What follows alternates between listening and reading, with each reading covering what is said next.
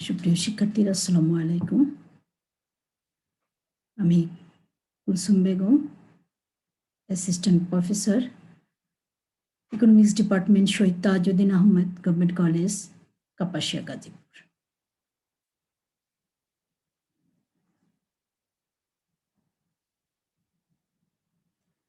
আজকের এই অনলাইন ক্লাসে একাদশ এবং দ্বাদশ শ্রেণীর সকল শিক্ষার্থীদের জানাই আমার আন্তরিক শুভেচ্ছা এবং অভিনন্দন।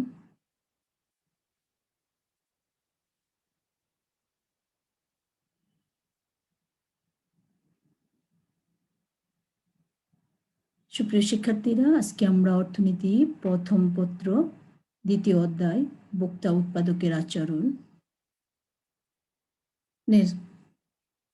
অধ্যায়ের উপর কিছু বিষয় সম্পর্কে বিস্তারিত আলোচনা করব। শিখন ফল অর্থাৎ আজকে ক্লাস শেষে তোমরা যে বিষয়গুলো সম্পর্কে ধারণা লাভ করতে পারবে সে বিষয়গুলো হচ্ছে ঢাল বলতে কি বুঝো এবং বিভিন্ন প্রকারের ঢালের ধারণা। আমরা গত ক্লাসেও ঢাল এবং বিভিন্ন প্রকারের ঢালের সম্পর্কে বিস্তারিত আলোচনা করেছি বা জেনেছি। আজকে আরো কিছু বিষয় সম্পর্কে বিস্তারিত জানব। ঢাল মানে স্লোপ। ঢাল সম্পর্কে আমরা গত ক্লাসে জেনেছি ঢাল হচ্ছে পরিবর্তনের হার, অর্থাৎ সব কিছুরই পরিবর্তন হয়, সব বিষয়ে পরিবর্তনের পৃথিবীর সব কিছুই পরিবর্তনশীল, একটির দ্বারা আরেকটি পরিবর্তিত হয়, একটির মানের পরিবর্তনের সাথে আরেকটির মানের পরিবর্তন হয়। এই মানের পরিবর্তনের অনুপাতকে বলা হয় ঢাল। অর্থনীতিতে অনেক বিষয় আছে, একটি দ্বারা একটির মানের পরিবর্তনের সাথে সাথে আরেকটি এর মানের পরিবর্তন হয়, অর্থাৎ এই মানের দুইটি মানের পরিবর্তনের হারকে বলা হয় ঢাল। সাধারণত কোনো অপেক্ষকের স্বাধীন চলকের পরিবর্তনের ফলে অধীন চলকের যে পরিবর্তন হয় তার অনুপাতকে ঢাল বলা হয়। আমরা জানি অপেক্ষকে যে কোনো অপেক্ষকে স্বাধীন চলক এবং অধীন চলক থাকে। এই অধীন চলকের পরিবর্তন হয় স্বাধীন চলকের পরিবর্তনের ফলে। যখন এই স্বাধীন চলকের পরিবর্তন হয় তখন সাথে সাথে অধীন চলকের পরিবর্তন হয়। এই পরিবর্তনের হারটা সব সময় একই রকম হয় না, বিভিন্ন সময় বিভিন্ন রকমের হয়ে থাকে, বিভিন্ন মানের হয়ে থাকে, বিভিন্ন ধরনের হয়ে থাকে। এই অনুপাতকে এই দুটি চলকের হারের পরিবর্তন, দুটি চলকের মানের পরিবর্তনের হারকে অনুপাতকেই বলা হয় এই ঢাল। যেমন ঢালের সূত্র হচ্ছে এখানে dy ডিভাইডেড বাই dx, অর্থাৎ d দ্বারা বোঝানো হচ্ছে পরিবর্তনের পরিমাণ, y এর পরিবর্তনের পরিমাণ এবং x এর dx দ্বারা বোঝানো হচ্ছে x এর পরিবর্তনের পরিমাণ। এখানে dx হচ্ছে x হচ্ছে স্বাধীন চলক, y হচ্ছে অধীন চলক, অর্থাৎ x চলকের পরিবর্তনের ফলে y চলকের পরিবর্তন হয়। এই দুইয়ের অনুপাতকে বলা হয় ঢাল, অর্থাৎ কোনো অপেক্ষকের প্রথম অন্তরকলনকেই বলা হয় ঢাল। তাহলে আমরা ঢালের সংজ্ঞা এবং ঢালের সূত্র সম্পর্কে জানলাম যে স্বাধীন চলকের পরিবর্তনের ফলে অধীন চলকের যে পরিবর্তন হয় এই দুই অনুপাতকে বলা হয় ঢাল। আমরা ঢালের আরো বিস্তারিত জানব। আমরা আজকে সরলরেখার ঢাল সম্পর্কে বিস্তারিত জানব। সরলরেখা বলতে বোঝানো হয় এমন একটি রেখা যে রেখার প্রতিটি বিন্দুতে মানের ঢালের মানের কোনো পরিবর্তন হয় না। অর্থাৎ আজকে আমরা একটি সরলরেখার থেকে কিভাবে ঢাল নির্ণয় করতে হয় সেই বিষয় সম্পর্কে বিস্তারিত জানব। এখানে একটি তোমরা লক্ষ্য করে দেখতে পাবে যে স্লাইডে একটি রেখা অর্থাৎ এস প্রাইম রেখা নির্দেশ করা হয়েছে। এখানে লম্ব অক্ষে এক্স এবং ভূমি অক্ষে লম্ব অক্ষে ওয়াই এবং ভূমি অক্ষে এক্স নির্দেশ করা হয়েছে, অর্থাৎ এক্স হচ্ছে স্বাধীন চলক এবং ওয়াই হচ্ছে অধীন চলক। এক্স এর চলকের পরিবর্তনের সাথে সাথে ওয়াই এর পরিবর্তন হয়। এই যে পরিবর্তন হয় এই অনুপাতকে বলা হয় ঢাল। আমরা লক্ষ্য করে দেখতে পাচ্ছি যে x এর মানের পরিবর্তনের সাথে সাথে y এর মানেরও ধনাত্মক পরিবর্তন হচ্ছে। এজন্য রেখাটি ঊর্ধ্বগামী। এখন এই রেখার বিভিন্ন বিন্দুতে কিভাবে ঢাল নির্ণয় করতে হয় সে বিষয়টি এখন আমরা বিস্তারিত জানব। যেমন প্রথমে আমরা লক্ষ্য করি এ বিন্দুতে x এর মান 10 এবং y এর মান 5, আবার বি বিন্দুতে x এর মান 20, y এর মান 10, সি বিন্দুতে x এর মান 30, y এর মান 15 এবং ডি বিন্দুতে x এর মান 40 এবং y এর মান 20। এখন এই সরলরেখা থেকে আমরা ঢাল নির্ণয় করব। প্রতিটি বিন্দুতেই ঢাল নির্ণয় করা যায়। এখন আমরা এই রেখার এ বি সি এবং ডি বিন্দুতে ঢালের মান কিরকম আসে সেই বিষয়গুলি জানবো। যদি আমরা এ বিন্দুতে ঢাল নির্ণয় করি তাহলে পাশাপাশি আরেকটি বিন্দু সিলেক্ট করতে হবে, নিতে হবে, অর্থাৎ পরিবর্তনের পরিমাণটা বের করার জন্য। অর্থাৎ ঢাল নির্ণয় করার আর পদ্ধতি হচ্ছে একটি নির্দিষ্ট বিন্দুতে ঢাল নির্ণয় করতে হলে তার পাশাপাশি আরেকটি বিন্দু বিবেচনা করতে হবে। আমরা যদি এ বিন্দুতে ঢাল নির্ণয় করি তাহলে এ বি অংশের পরিবর্তনের পরিমাণ বের করে তার অনুপাত বের করব, তাহলে সেটি হবে এই এ বিন্দুর ঢাল। তাহলে শিক্ষার্থীরা আমাদের এ বিন্দুটি হচ্ছে প্রাথমিক বিন্দু আর বি হচ্ছে পরিবর্তিত বিন্দু। এ বিন্দুতে x এর প্রাথমিক মান হচ্ছে 10 এবং বি বিন্দুতে x এর প্রাথমিক মান আর পরিবর্তিত মান হচ্ছে 20। ঠিক y এর প্রাথমিক মান হচ্ছে বিন্দুতে 5 এবং পরিবর্তিত মান হচ্ছে 10। তাহলে এখানে ঢাল বা পরিবর্তনের x এর পরিবর্তনের ফলে y এর কি পরিমাণ পরিবর্তন হলো সেই অনুপাতটা বের করলে আমরা সহজে এ বিন্দুর ঢাল বের করতে পারবো। এখানে আমরা লক্ষ্য করি 10 থেকে 20 বৃদ্ধি পেয়েছে, আর y এর ক্ষেত্রে দেখছি 5 থেকে 10 অর্থাৎ 5 বৃদ্ধি পেয়েছে। অর্থাৎ x এর বৃদ্ধির ফলে y এরও বৃদ্ধি হয়েছে। অর্থাৎ কি পরিমাণ বৃদ্ধি হয়েছে সেই অনুপাতটা বের করলে সহজে ঢালটা বের করা যাবে। যেমন এই বিন্দুতে ঢাল হচ্ছে এই যে এটি হচ্ছে y এর পরিবর্তনের পরিমাণ, এই চিহ্ন দ্বারা বোঝানো হচ্ছে x এর পরিবর্তনের পরিমাণ। y এর পরিবর্তনের পরিমাণ হচ্ছে এই যে পরিবর্তিত মান থেকে প্রাথমিক মানটা বের করলে আমরা y এর পরিবর্তনের পরিমাণ পাবো, অর্থাৎ বি বিন্দুতে হচ্ছে y এর পরিবর্তনের পরিমাণ। এই 10 থেকে 5 বাদ দিলেই পাবো y এর পরিবর্তনের পরিমাণ 5। আবার x এর পরিবর্তনের পরিমাণ পরিবর্তিত মান 20 থেকে 10 বাদ দিলেই এই 20 থেকে 10 বাদ দিলেই পাওয়া যাবে পরিবর্তনের পরিমাণ 10। ফলে এক্ষেত্রে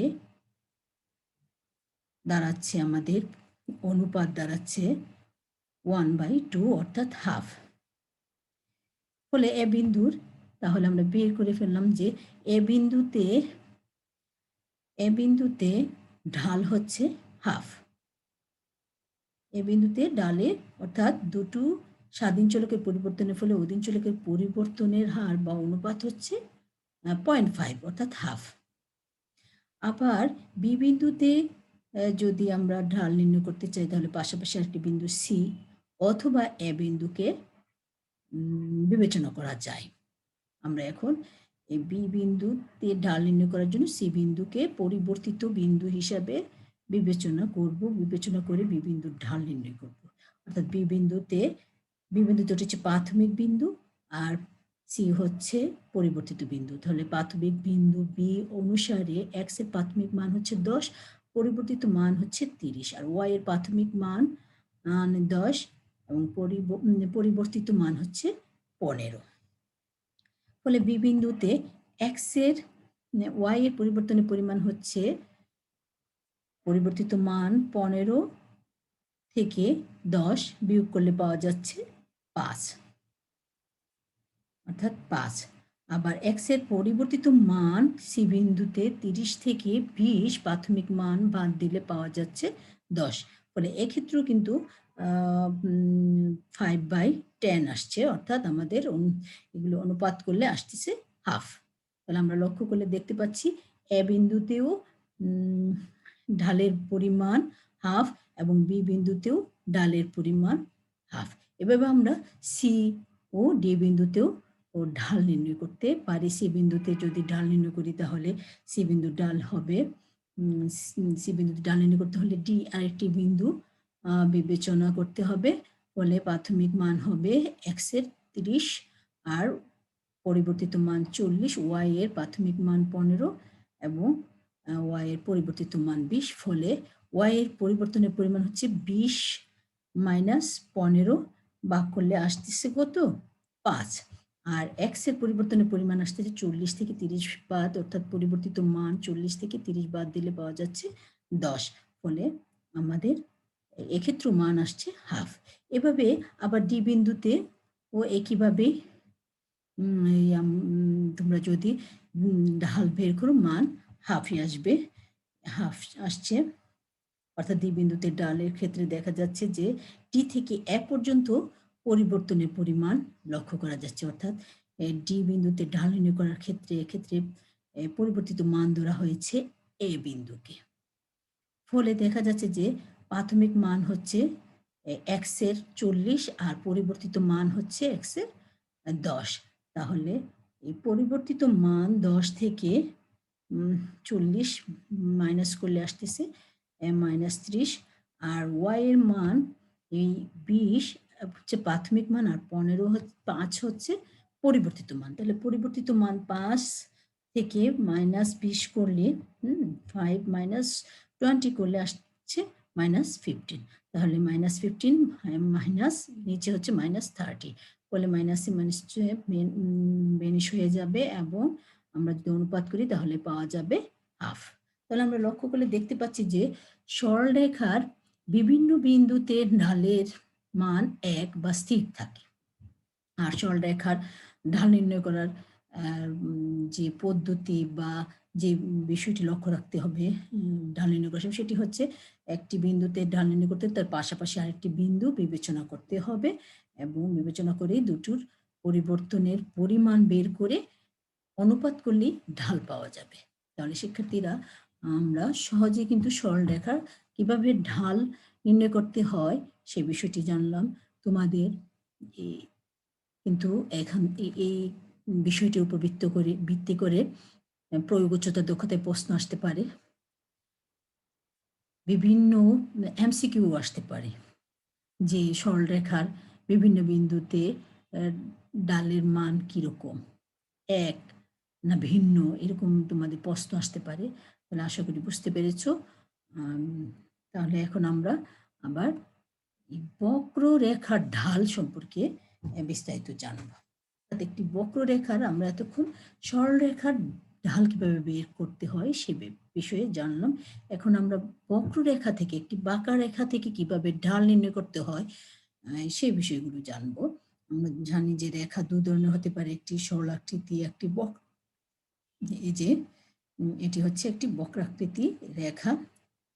y is equal to function of x অপেক্ষক থেকে প্রাপ্ত একটি রেখা হচ্ছে এই রেখাটি। এই রেখার এ বিন্দুতে ঢাল নির্ণয় করব, আমরা ঢালের মান বের করব। তাহলে এ বিন্দুতে যদি ঢাল নির্ণয় করতে হয়, বক্ররেখার যে কোনো রেখায় একটি ঢাল নির্ণয় করতে হলে যে বিন্দুতে ঢাল নির্ণয় করা হবে সে বিন্দুতে একটি স্পর্শক অঙ্কন করতে হবে। অর্থাৎ যে কোনো বক্ররেখার থেকে ঢাল নির্ণয়ের সর্বপ্রথম কাজ হচ্ছে যে বিন্দুতে ঢাল নির্ণয় করা হবে ঠিক সেই বিন্দুতে একটি স্পর্শক অঙ্কন করতে হবে। আমরা এ বিন্দুতে ঢাল নির্ণয় করলে আমরা এ বিন্দুতে স্পর্শক এ বি এঁকে নিয়েছি। অর্থাৎ এক্ষেত্রে এখন এ বি রেখার এ বিন্দুতে ঢাল নির্ণয় করতে হবে।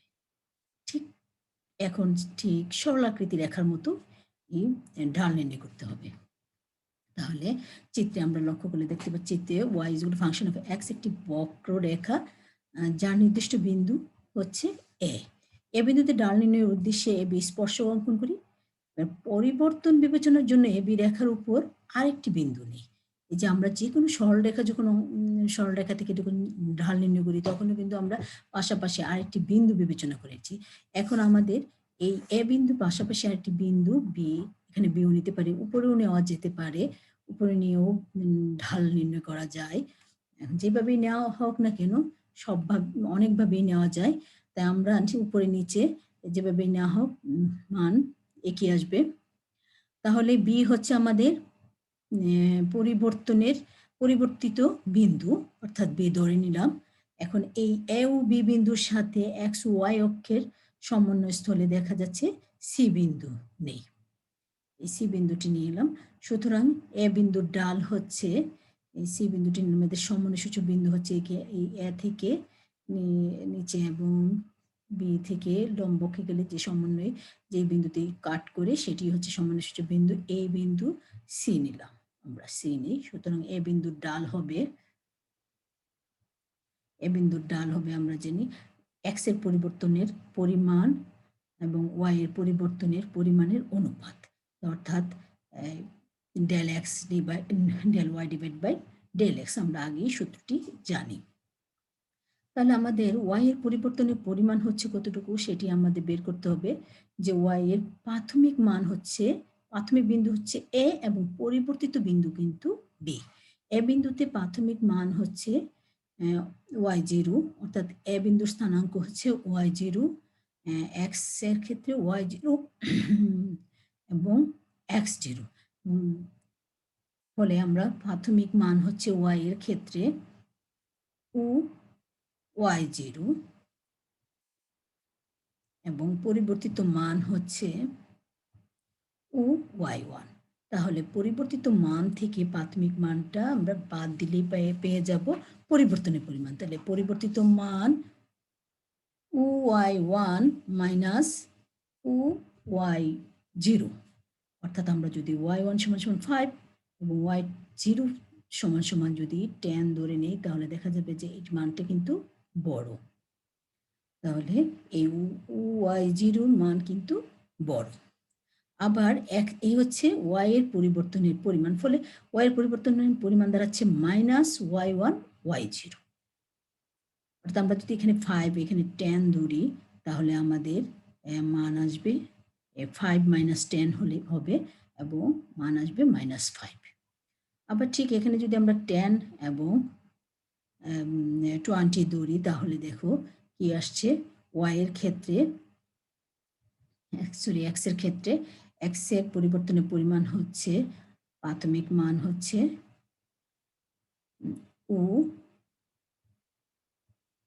x0 এবং পরিবর্তিত মান হচ্ছে x1। তাহলে পরিবর্তিত মান x1 মাইনাস প্রাথমিক মান x0, অর্থাৎ 20 থেকে এই 10 বাদ যাবে, তাহলে থাকবে 10, অর্থাৎ আমাদের এখানে ধনাত্মক মান আসবে। অর্থাৎ এই x1 হচ্ছে পরিবর্তিত মান, প্রাথমিক মান হচ্ছে x0, এই x1 থেকে বাদ যাবে x0, ফলে আমাদের পরিবর্তনের পরিমাণ হবে x0 ও x1, বা এভাবে লেখা যায় x1 x0। তাহলে আমাদের উপরে কিন্তু মান মাইনাস আসছে। তাহলে আমাদের দুটো পরিবর্তনের পরিমাণ হচ্ছে এর অনুপাত করলে যদি আমরা মাইনাস y1 y0, অর্থাৎ y1 y0, y এর পরিবর্তনের পরিমাণ হচ্ছে মাইনাস y1 y0 কে আমরা লিখতে পারি CA মাইনাস CA, আবার x0 x1 কে লিখতে পারি CB।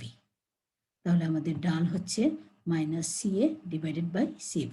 তাহলে আমরা লক্ষ্য করি যদি আমরা সংখ্যায় ধরি তাহলে এখানে কিন্তু আসছে -5, এখানে আসছে 10, অর্থাৎ উপরে আসবে -5 আর নিচে 10, তাহলে -12 আসবে, অর্থাৎ ঋণাত্মক সংখ্যার মাধ্যমে।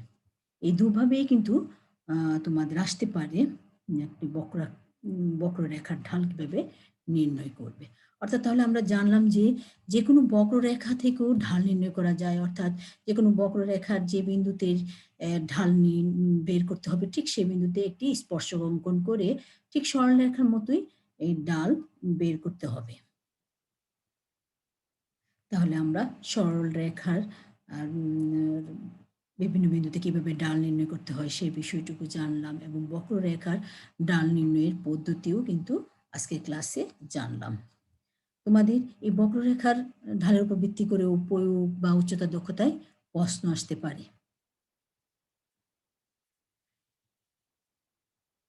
এখন আসো ধনাত্মক ডাল। আমরা গত ক্লাসে এই ধনাত্মক ডাল সম্পর্কেও পড়েছি, অর্থাৎ যেগুলো ঊর্ধ্বগামী রেখার ডাল, অর্থাৎ ডালের মান সবসময় ধনাত্মক আসে। এস এস একটি যোগান রেখা বা একটি ঊর্ধ্বগামী রেখা। এই রেখার বিভিন্ন বিন্দুতে আমরা যদি ঢাল নির্ণয় করি, সেই একই সূত্র, ঢালের সূত্র আমরা জানি, del Y divided by del X. এই সূত্রের মধ্যে আমরা মান বসিয়ে সহজে কিন্তু ডাল বের করতে পারি। এখানে ভূমি অক্ষে এক্স স্বাধীন চলক, লম্ব অক্ষে ওয়াই অধীন চলক দেখানো হয়েছে। এ বিন্দুতে এক্স এর মান হচ্ছে 10, বি বিন্দুতে এক্স এর মান 20, সি বিন্দুতে এক্স এর মান 30 এবং ডি বিন্দুতে এক্স এর মান হচ্ছে 40। ঠিক এ বিন্দুতে ওয়াই এর মান 5, বি বিন্দুতে ওয়াই এর মান 10, সি বিন্দুতে ওয়াই এর মান হচ্ছে 15, ডি বিন্দুতে ওয়াই এর মান হচ্ছে 20।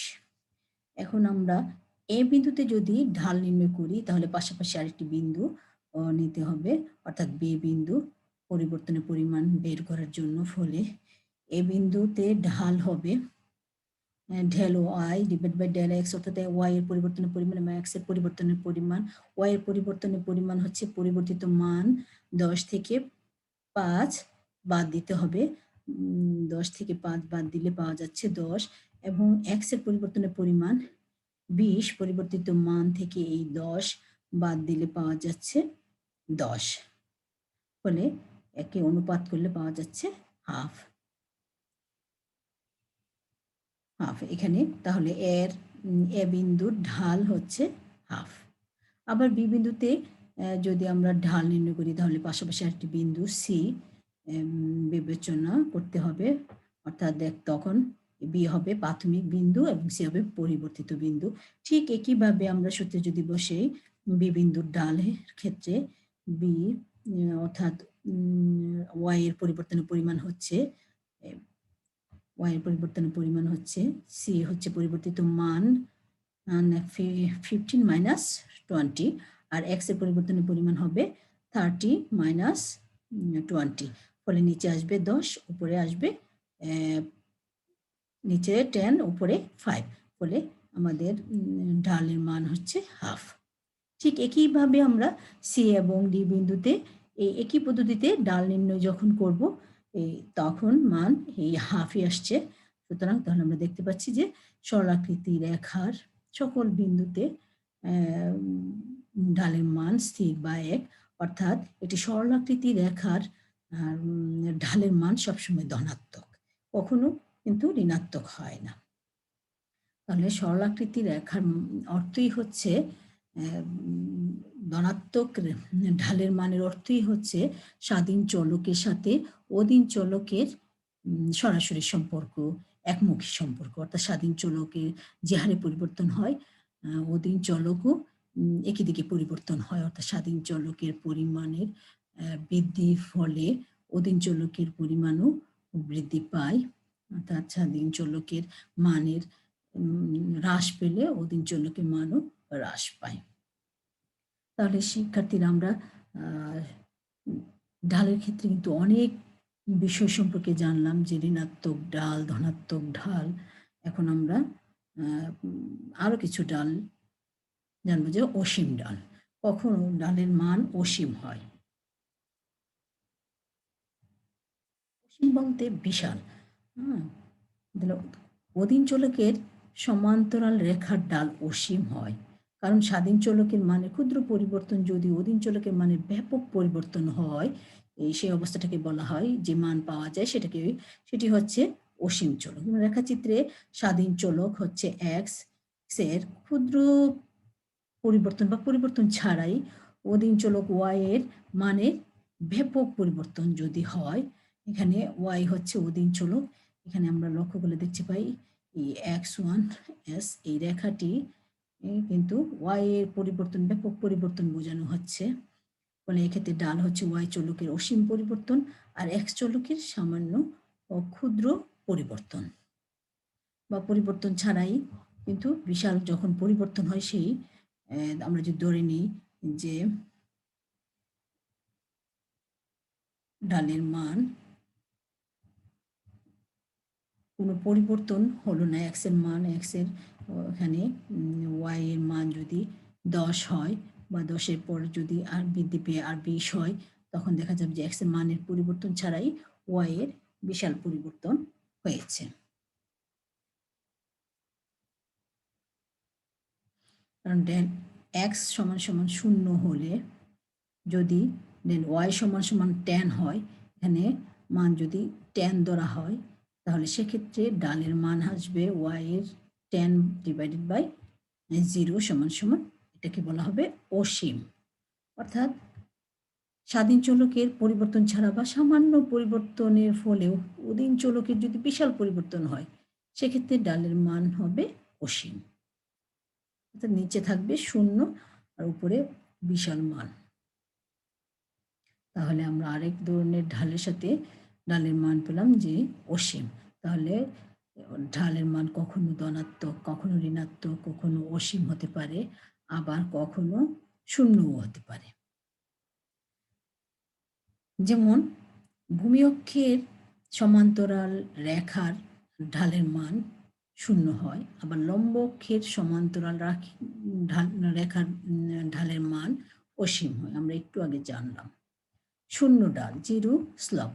স্বাধীন চলক অক্ষের সমান্তরাল রেখার ঢাল 0 হয়, কারণ এক্ষেত্রে স্বাধীন চলকের পরিবর্তনের ফলে অধীন চলকের কোনো পরিবর্তন হয় না। আমরা লক্ষ্য করলে দেখতে পাই চিত্রে এক্স হচ্ছে স্বাধীন চলক, ওয়াই হচ্ছে অধীন চলক। স্বাধীন চলকের মান যখন 10, এক্স এর মান স্বাধীন চলকের মান যখন 5, তখন অধীন চলক ওয়াই এর মান 10। আবার স্বাধীন চলকের মানের পরিবর্তন হয়ে যখন 10 হয়, তখন ওয়াই চলকের মান ঠিক আগের মতোই 10ই থাকে। আরও বৃদ্ধি পেয়ে স্বাধীন চলকের মান 15 হলে অধীন চলকের মান এক্ষেত্রে দেখা যাচ্ছে 10 স্থির আছে। অর্থাৎ তাহলে প্রতিটি বিন্দুতেই কিন্তু এ বিন্দুতে ওয়াই এর মান 10, বি বিন্দুতে ওয়াই এর মান 10, সি বিন্দুতেও কিন্তু 10।